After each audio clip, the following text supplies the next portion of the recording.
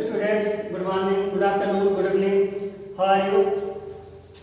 You will, I think, you will find. Today we will learn about the topic solubility from the chapter second, solution.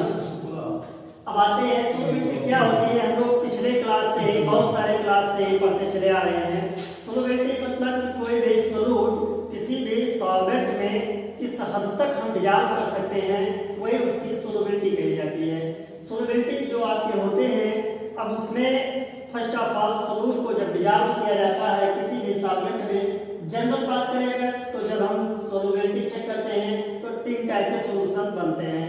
First of all saturated solution, जिनमें हम बोलते हैं कि no more solute can be added at a given temperature and pressure, तो इसे हम बोलते हैं सैचुरेटेड सॉल्यूशन। फिर आते हैं अनसैचुरेटेड सॉल्यूशन पर, तो जस्ट इसका अपोजिट कि उस जिस टेम्परेचर प्रेशर पर हम सैचुरेटेड सॉल्यूशन में ज़्यादा सॉल्यूट ऐड नहीं कर सकते थे, सेम वही बातें कि उसी टेम्परेचर प्रेशर पर हम ज़्यादा सॉल्यूट ऐड कर ले जाएं तो वो हम जो सॉल्यूशन तैयार होगा उसे हम अनसैचुरेटेड सॉल्यूशन बोलेंगे।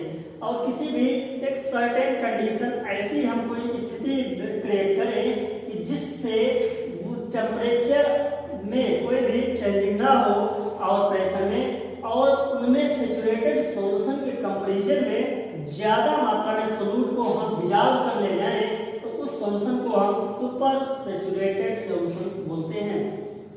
अब सोलबिलिटी जो होती है वो दो टाइप की होती है। एक तो सॉल्यूट लिक्विड में डिजॉल्व हो, मींस की सॉलिड लिक्विड में डिजॉल्व हो जाए, और सेकंड कोई भी गैस लिक्विड में डिजॉल्व हो। तो फर्स्ट ऑफ ऑल हम देखने जा रहे हैं solubility of solids in liquids. कोई भी सॉलिड सॉल्यूट होगा और लिक्विड क्या होगा, सॉल्वेंट होगा। अब इसमें सॉलिबिलिटी हम चेक करने जाते हैं। तो सॉल्यूट होता है और सॉल्वेंट, ये दोनों मिलकर सॉल्यूशन बनाते हैं। अब जो आपका सॉल्यूट है, पहले क्या होता है, ये आपका बीकर रहा, इसमें आपका कोई भी सॉल्वेंट है, यहाँ पर आपने जैसे ही सॉल्यूट ऐड करना शुरू किया तो इससे क्या होता है, सॉल्यूट के पार्टिकल डिसोसिएट होने लगते हैं, इस सॉल्वेंट में मिलने लगते हैं। तो अब इस प्रोसेस को, जो सॉल्यूट के पार्टिकल सॉल्वेंट में मिल रहे हो टूट करके डिसोसिएट होकर के, इस प्रोसेस को डिसोल्यूशन बोला जाता है। अब से जब थोड़ी देर के बाद ये आपके आधा से ज्यादा सॉल्यूट के पार्टिकल सॉल्वेंट में मिल रहे होते हैं, तो उसके थोड़ी देर के बाद ये जो सॉल्यूट के पार्टिकल हैं ये फिर से क्या करते हैं, सॉल्यूट के जितने यहाँ के पार्टिकल हैं ऐड किए गए हैं इनके साथ कोलाइड करते हैं, और उसके बाद ये क्या होते हैं, सेपरेट आउट हो जाते हैं। तो इस प्रोसेस को हम क्रिस्टलाइजेशन बोलते हैं।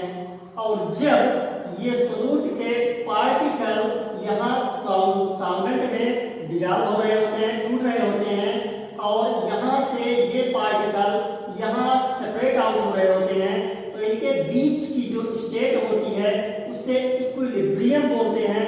लेकिन यहाँ हम बोलेंगे डायनामिक इक्विलिब्रियम स्टेट एग्जिस्ट करती है। तो ये है प्रोसेस डिसोल्यूशन, और ये है क्रिस्टलाइजेशन, और ये है डायनामिक इक्विलिब्रियम, जब कोई भी सॉल्यूट सॉल्वेंट में डिसॉल्व होकर के और सॉल्यूशन बनाता है।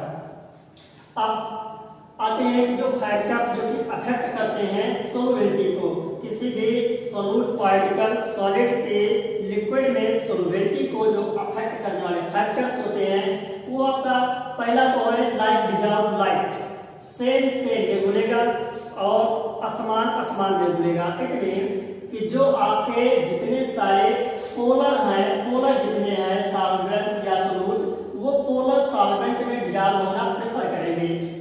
जैसे कि आपके जितने सारे H2 ले लें, ये सारे जितने सारे आपके इनऑर्गेनिक वाले सॉल्यूट होते हैं, ये सारे के सारे inorganic solvent that means water में डिसॉल्व होना ज्यादा प्रेफर करते हैं। आप किसी को ले लें, कोई भी साल्ट ले लें, तो वो सारे इनऑर्गेनिक होते हैं, वो आपके वाटर में अच्छे से डिसॉल्व हो जाएंगे।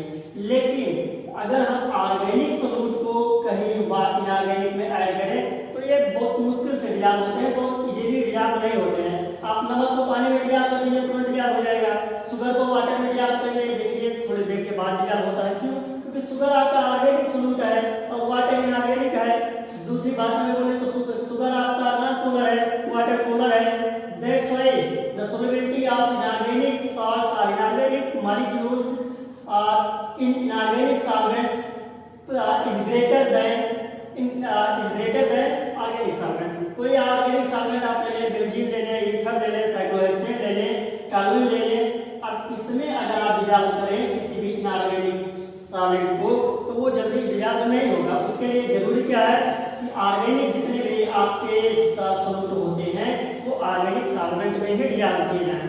तो वो यही प्रेफर करते हैं कि पोलर पोलर में डिजॉल्व होता है, नॉन पोलर में डिजॉल्व होता है। दूसरी बात टेम्परेचर, अब जैसे आप टेम्परेचर बढ़ाएंगे वैसे सोलबिलिटी क्या होगी, बढ़ जाएगी।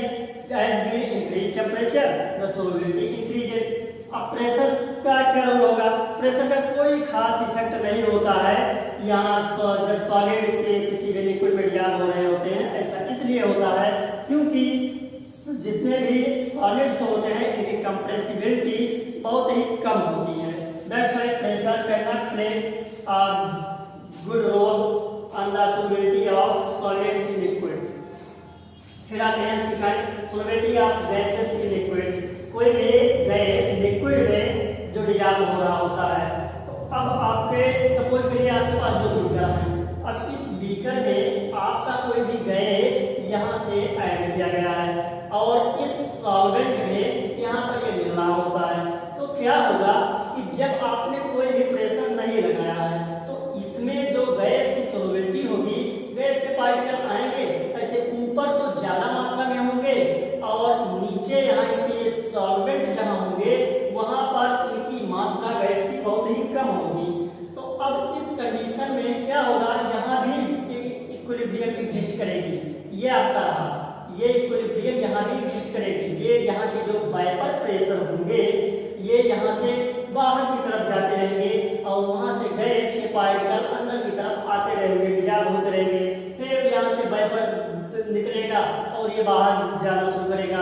तो इनके बीच में भी इक्विलिब्रियम स्टेट एग्जिस्ट करती है। लेकिन आप क्या करें, कोई भी पिस्टन लगा दें और इनके वायु को कम करके या कुछ भी तरीके अपना के यहाँ पर क्या करें, प्रेशर जैसे अप्लाई करेंगे वैसे ही जितने सारे गैस होते हैं वो सॉल्वेंट के यहाँ निचली सतह पर ज्यादा मात्रा हो जाती होगी in comparison to upper side. इसका रीजन कि यहाँ पर जैसे प्रेशर बढ़ा वैसे ही सोलबिलिटी गैस की किसी भी लिक्विड में बढ़ गई। तो अब यहाँ पर एक और बातें थी कि जब कभी आपका टेम्परेचर का ये रोल जो था, इसका मतलब कि एंडोथर्मिक और एक्सोथर्मिक दो प्रोसेस होते हैं। तो एंडोथर्मिक जो भी प्रोसेस होगा इसमें जैसे आप टेम्परेचर इंक्रीज करेंगे वैसे सोलबिलिटी इंक्रीज करेगी। लेकिन अगर एक्सोथर्मिक प्रोसेस है तो उसके लिए क्या होगा कि जैसे आप टेम्परेचर इंक्रीज करेंगे वैसे सोलबिलिटी डिक्रीज करेगी। बहुत सारे एग्जांपल हैं, कैल्शियम ऑक्साइड आप देख सकते हैं, वाटर में डिजॉल्व किए जाते हैं, तो एक बेस्ट एग्जांपल है। फिर आते हैं यहाँ पर सोलबिलिटी गैस की जो हम यहाँ देखे हैं प्रेशर का इफेक्ट कि जो गैस के सोलबिलिटी पर कैसा रोल प्ले करता है, तो वो हमने देखा इन दोनों बीकर में गैस को डिजॉल्व करके किसी भी सॉल्वेंट में। अब जैसे हम देखते हैं कि टेम्परेचर इंक्रीज कर देते हैं तो सोलबिलिटी पर क्या फर्क पड़ेगा। अगर हमने प्रेशर इंक्रीज किया तो सोलबिलिटी क्या होगी, बढ़ेगी। ये रहा, अगर प्रेशर आप इंक्रीज करेंगे तो सोलबिलिटी इंक्रीज करेगी। लेकिन अगर आप टेम्परेचर को इंक्रीज करते हैं, सपोज करें आपने यहाँ टेम्परेचर बढ़ा दिया, क्या होगा, इनकी सोलबिलिटी घट जाएगी, ये सारे वेपराइज होकर के बाहर निकल जाएंगे। तो इस वजह से जैसे आप टेम्परेचर इंक्रीज करेंगे तो इनकी सोलबिलिटी घट जाएगी, कम हो जाएगी। अब आते हैं हेनरी लॉ पर। हेनरी ने भी यही सेम एक्सपेरिमेंट यही करके गैस को लिक्विड में डिजॉल्व करके और उन्होंने अपनी कुछ बातें बताई।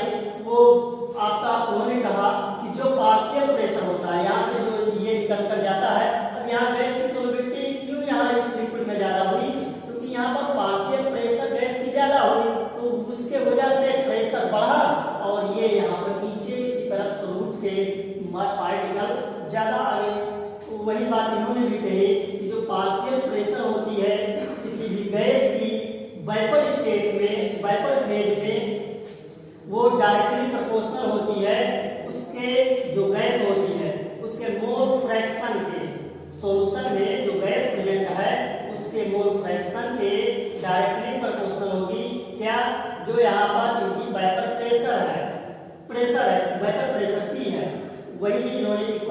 फॉर्म में दिया कि P is directly proportional to mole fraction of gas in liquid.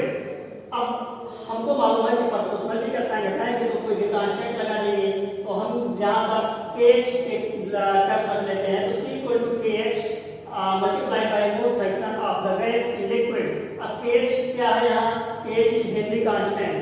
अब हम KH mole fraction of gas in liquid अगर हमको कैलकुलेट करना है तो हम बाहर ले आएंगे तो P डिवाइडेड बाय KH ये हमको मिल जाएगा।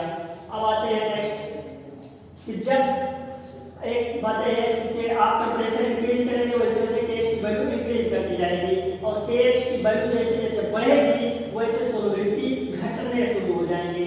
KH की वैल्यू जब आप बढ़ाएंगे तो सोलबिलिटी घट जाएगी।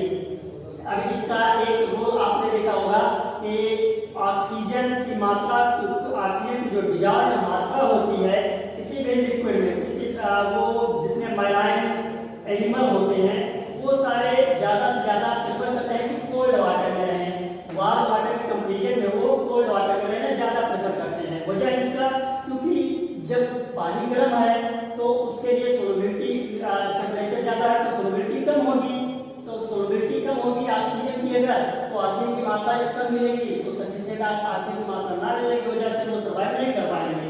इसके लिए वो ठंडे कोल्ड जहाँ होता है निचली सतह पर चले जाते हैं, क्योंकि वहाँ ठंडा होता है, वहाँ सोलबिलिटी ज़्यादा होती है ऑक्सीजन की उस लिक्विड में। आती है एप्लीकेशन पर। एप्लीकेशन है ला का क्या है, तो एरेटेड ड्रिंक्स में जितने सारे एरेटेड ड्रिंक है, आपका सोडा वाटर है, सॉफ्ट ड्रिंक है, इनमें क्या करते हैं कि कार्बन डाइऑक्साइड गैस को डिसॉल्व कर देते हैं उस हाई प्रेशर के साथ में। हाई प्रेशर पर CO2 गैस डिसॉल्व कर देते हैं उस सोडा वाटर में या सॉफ्ट ड्रिंक में, क्योंकि उससे टेस्ट बढ़ जाता है, इस वजह से ऐसा करते हैं। लेकिन आप वाटर को देखते हैं कि वो प्रेशर डिक्रीज होता है, बहुत तेजी के साथ वो गैस बाहर निकल जाती है, ऐसा होता है। फिर स्क्यूबा डाइवर्स जितने होते हैं, गोताखोर जो होते हैं, वो यहाँ से जब गोता लगाते हैं समुद्र में जाकर के, और फिर उनमें जो सिलेंडर भरी जाती थी वो नाइट्रोजन की ज़्यादा भर दी जाती थी, क्योंकि नाइट्रोजन की सोलबिलिटी ऑक्सीजन के कंपेरिजन में भी ज़्यादा है। तो नाइट्रोजन की वहाँ जब जाते हैं, बाहर का प्रेशर कम है, अंदर का प्रेशर जब जाते हैं तो वाटर डेंसिटी वेग बढ़ती है, दैट्स व्हाई प्रेशर भी वहाँ पर ज़्यादा हो जाता है बाहर की तुलना में। तो जैसे प्रेशर बढ़ता है वैसे आपने यहाँ भी देखा कि प्रेशर जैसे बढ़ता है वैसे सोलबिलिटी गैस की लिक्विड में इंक्रीज करती है। तो अब जैसे यहाँ पर प्रेशर बढ़ेगा उसके समुद्र में, तो अब यहाँ पर इनकी सोलबिलिटी भी बढ़ जाएगी।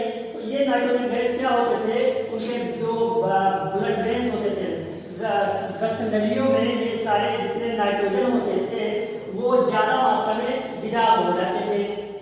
तो जब वो बाहर निकलते थे स्कूबा डाइवर्स, तब वहाँ पर प्रेशर ग्रेजुअली डिक्रीज होता था, और इसके वजह से नाइट्रोजन क्या करता था, एयर बबल का फॉर्मेशन कर देता था उनके उस पाइप नली में। तो जब ये बबल बन जाते थे तो ये रक्त पे जो ब्लड का स्ट्रीम होता था उसको रोक देते थे। तो इसके वजह से उसमें जो यहाँ पर ये इस प्रकार की ये प्रक्रिया होती थी, इसको बेंड नाम दिया जाता था, बेंड। तो अब ये होने ना पाए, इसके वजह से आज के जो स्क्यूबा डाइवर्स होते हैं उनके सिलेंडर में क्या करते हैं, ये गैसों का मिक्सचर भर देते हैं, कि जिसकी वजह से जब प्रेशर बढ़े तो सोलबिलिटी उतनी मात्रा में ना हो कि इनको बेंड का ये शिकार हो जाए, कहीं इनको ट्रीटमेंट देना पड़े। तो helium 11.7%, nitrogen 56.2%, oxygen 32.1%।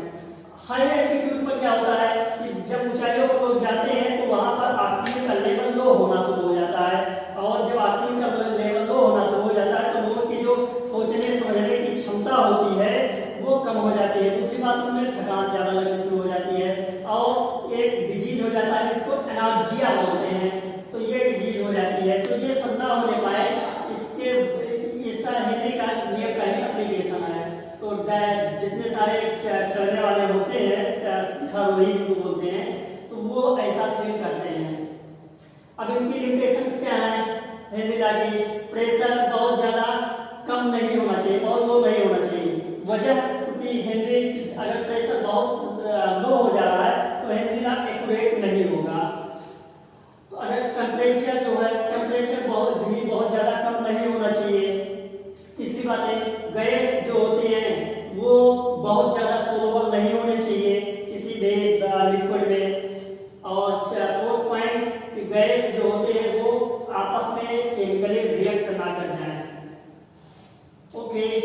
I think समझ आया होगा। अब फिर हम सब लोग मिलते हैं नेक्स्ट क्लास में। Thank you.